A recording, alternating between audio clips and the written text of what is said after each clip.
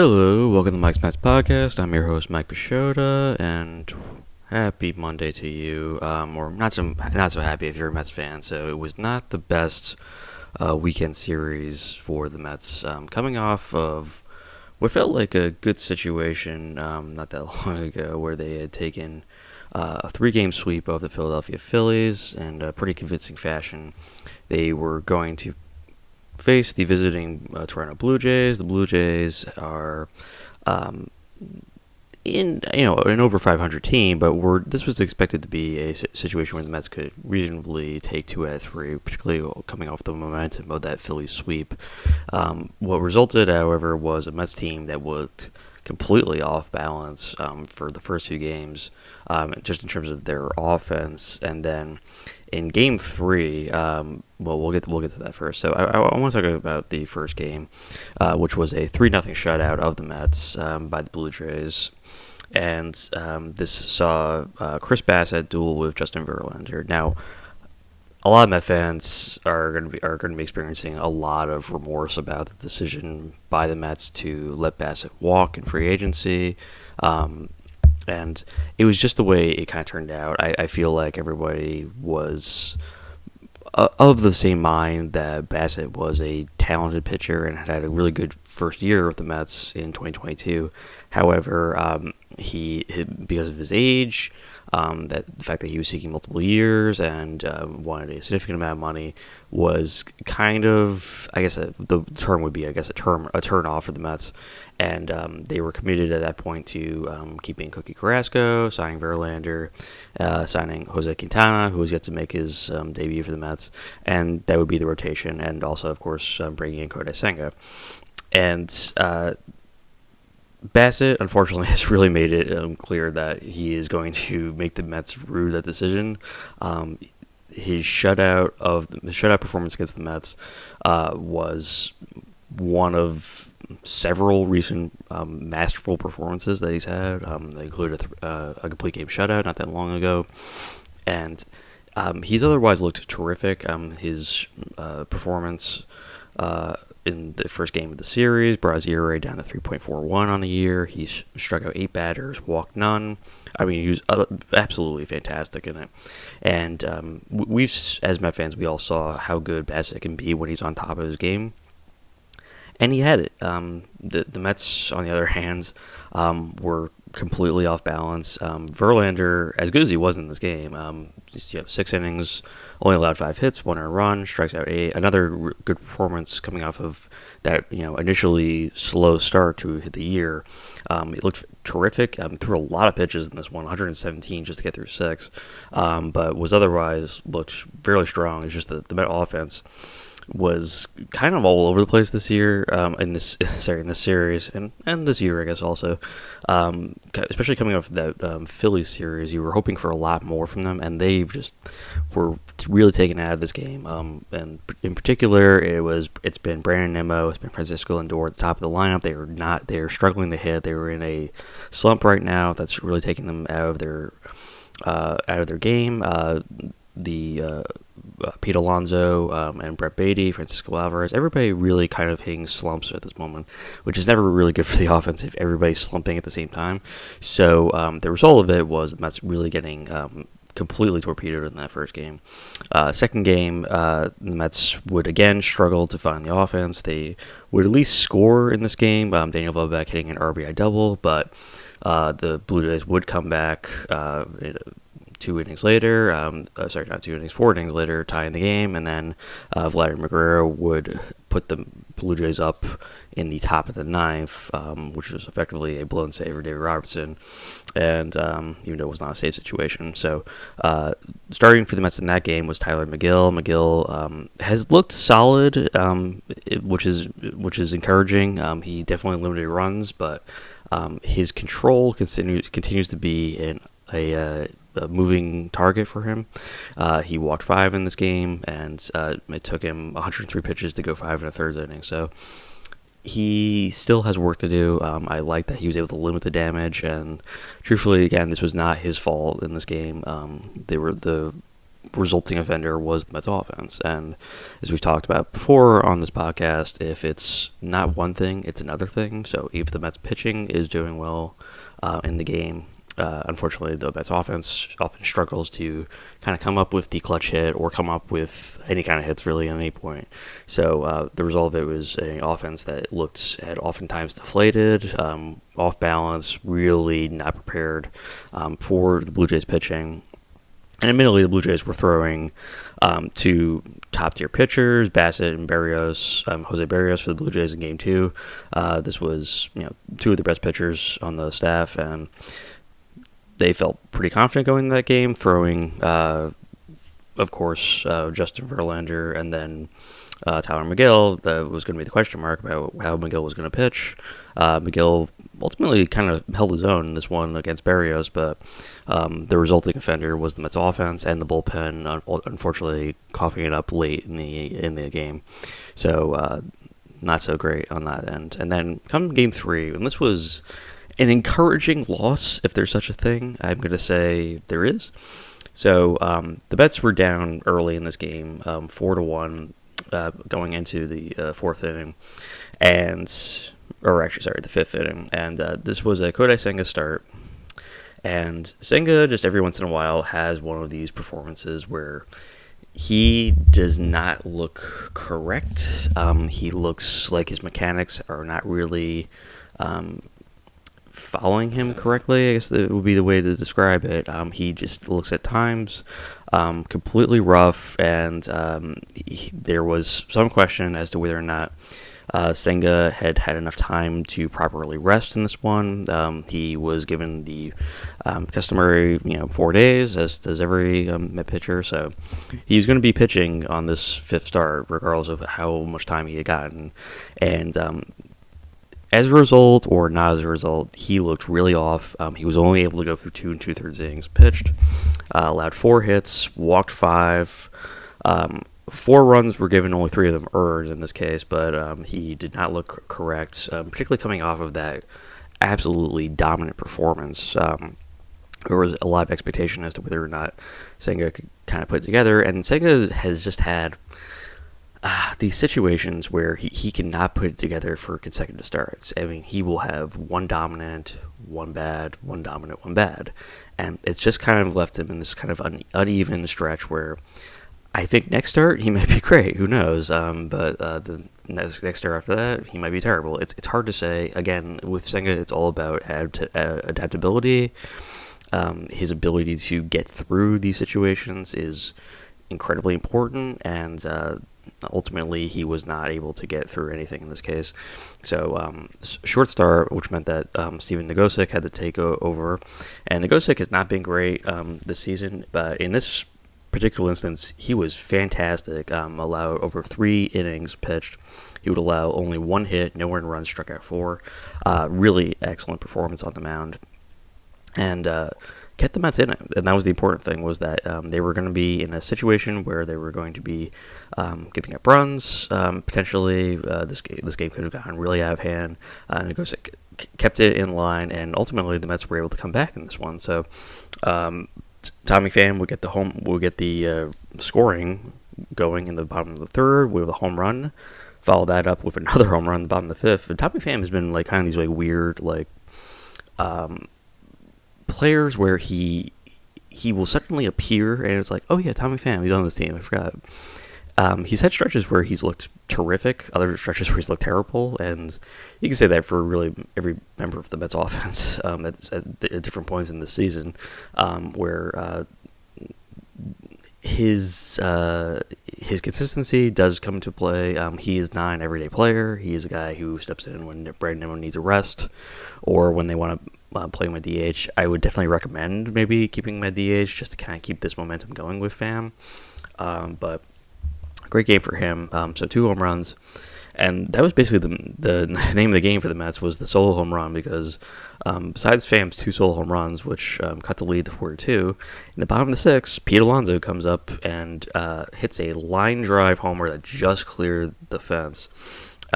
Barely reaching it, and was initially viewed as a double, but then was called back as a home run.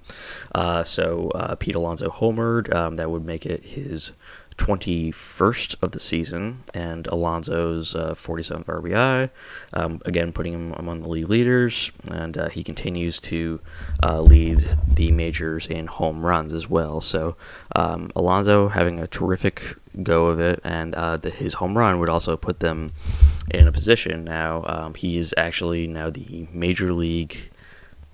the Mets leader in home runs at Citi Field, which is amazing to think because he's done this in fewer than 5 seasons, and it just goes to show how well Pete hits at home. He really does feel it at Citi Field. He does a terrific job, and the question everyone has on their minds is when exactly are they going to get an extension done with Pete, and for what kind of dollar figure would that be? But Alonso keeps up that, and I was glad to see Pete hit the home run just because he's had a tough go of it as of late. He had gone some time without a home run, and it seemed like he was maybe pressing a little bit at the plate. You would see him kind of getting handcuffed with some pitches inside and swinging at things that he probably shouldn't have been swinging at. This was his only hit of the game, but he made it a big one. And then Starling Marte would follow that up not that long after with his own home run, another solo home run that would tie the game at 4. All of a sudden, there's a lot of excitement in Citi Field. People are really feeling it. You saw the crowd kind of wake up after that. And unfortunately, right after that, Dominic Leone would allow a two-run home run to Brandon Belt in the top of the 7th. Blue Jays take back the lead, and they would not allow it to slip from their control from that point on. So Mets lose this 1-6-4. I do like that they came back, but unfortunately, and we've seen this many times, this is a bullpen when the starter cannot go particularly deep in the game. Let's say, like, if the starter doesn't go into the 6th inning, there's a lot of questions as to whether or not the Mets can actually pull it off the win in this one. We all know the stat that the Mets, when they're past the 8th inning, the Mets are practically unbeatable if they were leading after the 8th inning. The problem is that they oftentimes in the season have been limited by the length of the start by the starting pitcher. They've had to continue to overwork this bullpen that has a lot of questionable pieces in the middle relief. Dominic Leone is a guy who you probably would not figure should still be making important, critical moments in the middle relief. And he was a guy who probably has to go at some point. Nogosek, even as terrific as he was in his performance in this one, this only lowered his ERA down to 5.55. I mean, he has not been there for the Mets at all, really, this season. And when we have these situations where the Mets starter cannot go that deep, it means that they have to lean more on these guys, on Nogosek, on Leone, as opposed to Drew Smith and Jeff Brigham and Adam Ottavino and Brooks Raley. And the other issue is that none of the guys I just mentioned, who are probably the better of the group of Met relievers, have been very good this season. Smith, Brigham, Ottavino, and Raley have been mediocre at best at most ports, and it's because a lot of them are in roles that they're not really suited to, with the exception of Ottavino, who was specifically brought in to be the setup man. So there is a lot of wondering as to what exactly is going on there. They definitely seem like they need another piece coming into the trade deadline area soon. A lot of relievers are going to be floated soon. The Mets should be looking at acquiring potentially a middle reliever to kind of help the bullpen, particularly if there's the expectation as to what to do when Edwin Diaz eventually does return, and that may or may not be the season. Most likely will not be the season, but who knows? So you have to kind of build a bridge here at this point, because if David Robertson's going to be their closer for the season, they need an additional arm to kind of replace him in that bullpen, which they did not do when Edwin Diaz went down. I understand there was not enough time, but there's clearly a gaping hole in that Met bullpen where they need a reliever who can reasonably deliver in the 6th and 7th innings. And then seeing control of the 8th inning with whomever might take over the 8th inning at that point. So Leone would get the loss in this one. Leone seemed like the obvious choice to eventually get rid of at some point. we'll see what the Mets' results is in terms of that. But looking at trade options should be the Mets' first and foremost thing that they're looking at, and in the middle relievers, and then also possibly in the starting pitching rotation, and then also acquiring a guy who can take over that offensive spot in the Mets lineup, because this was another situation where they brought in Mark Vientos. Vientos would go 1 for 3 in this game, but Vientos has had a hard time getting consistent playing opportunities, and when he has gotten them, he has not hit particularly well. The 1 for 3 was nice to see, but he has struggled since he's came up. Alvarez has been in a slump after that terrific stretch to close out May. He has not looked like the player that he looked like in May. And it's just been sort of the same thing that we've seen all season with Francisco Lindor and Jeff McNeil, guys who are not hitting like they're supposed to be hitting. And Mark Hanna has struggled. Same with Eduardo Escobar. And truthfully, everybody is having lots of problems this season. So the Met offense has not looked very consistent at times. And the result of it is they are losing these games. And coming into a hugely critical series for their hopes at staying in the playoff hunt, because the Mets' loss yesterday brought them down back to 500, and they are no longer in first place because the Miami Marlins would run out 3 straight wins and are now back in second place contention. The Atlanta Braves 1-2. So the Mets, all the ground that the Mets had gained after the Philly sweep, essentially immediately lost. So they're right back wherever they started now. Now they have to go into 3 major games, probably the biggest series that they're going to be dealing with right now, on the road in Atlanta.